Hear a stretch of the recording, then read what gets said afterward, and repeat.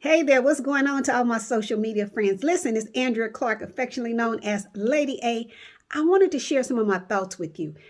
Many of you don't know, but I've been doing ministry now for like 21 years. And throughout that time, I have coached people. I have been a mentor to people, been an inspiration to people, been a motivator. Some of you know all the above.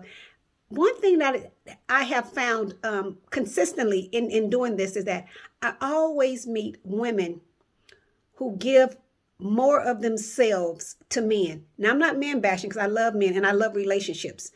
Just talking about what I'm talking about.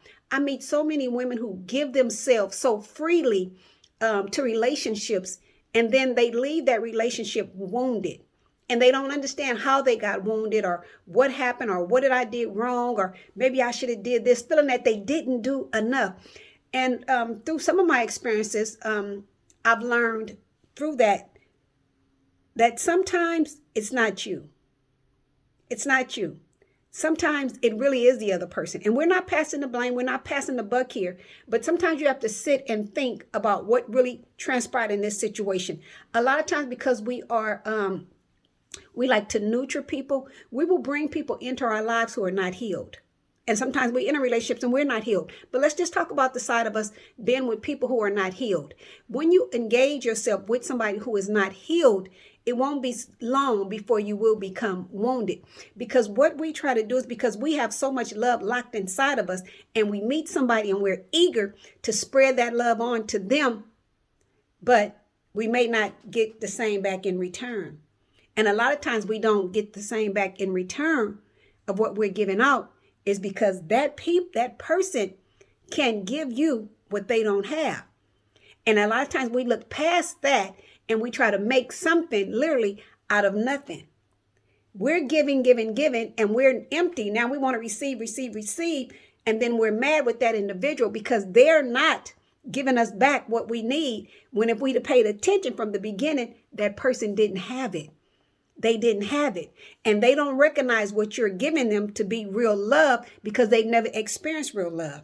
So a lot of times we end up, or the individual ends up just feeling just depleted, just empty, just lonely, like a hole is left in your heart because now you ran out of everything. So basically what we were doing, the person was doing was just going through the motions because they never understood that you truly love them and you wanted what's best for them. Now that doesn't make them a bad person.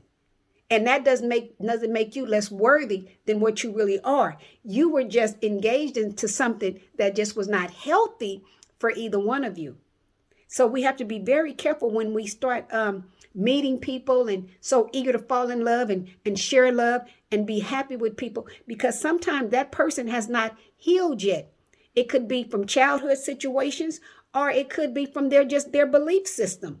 Some men are raised to think that all women want is your money. Some women are raised to think that all men are dogs. So it could be your belief system.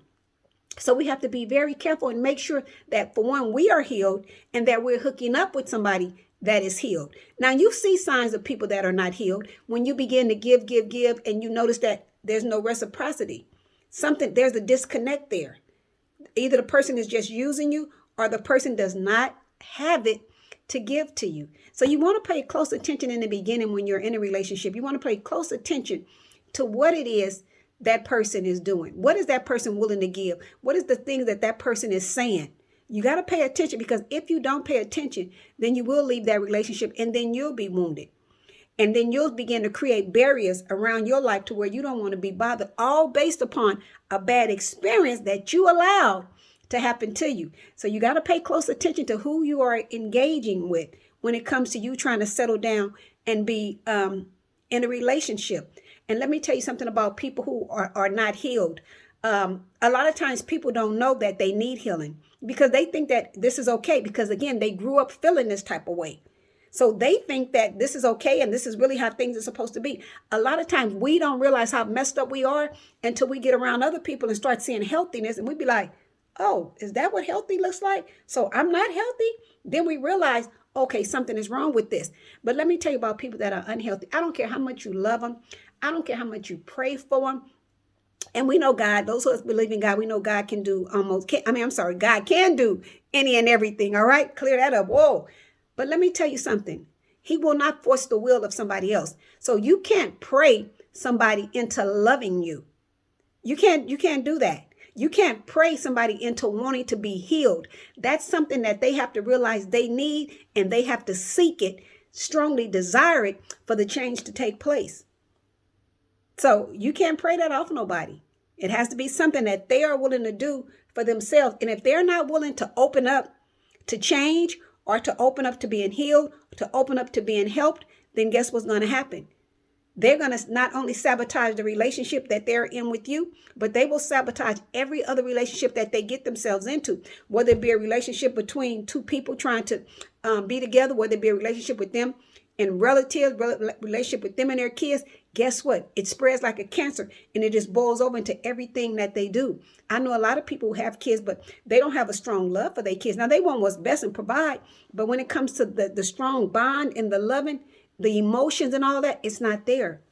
And it may be because they need to heal. They need to heal. They grew up in an environment to where they didn't hug. They didn't say, I love you. So they thought that was normal. And here you are now with your loving self trying to introduce them to that. And they don't recognize it because it's not something that they're used to.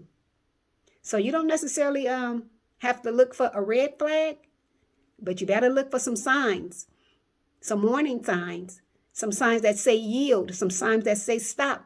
And you need to pay attention to who it is that you're trying to engage with.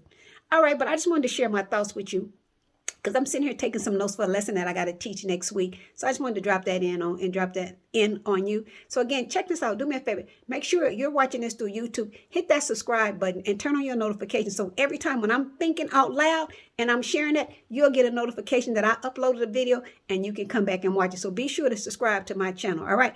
I'll see you guys next time. Bye.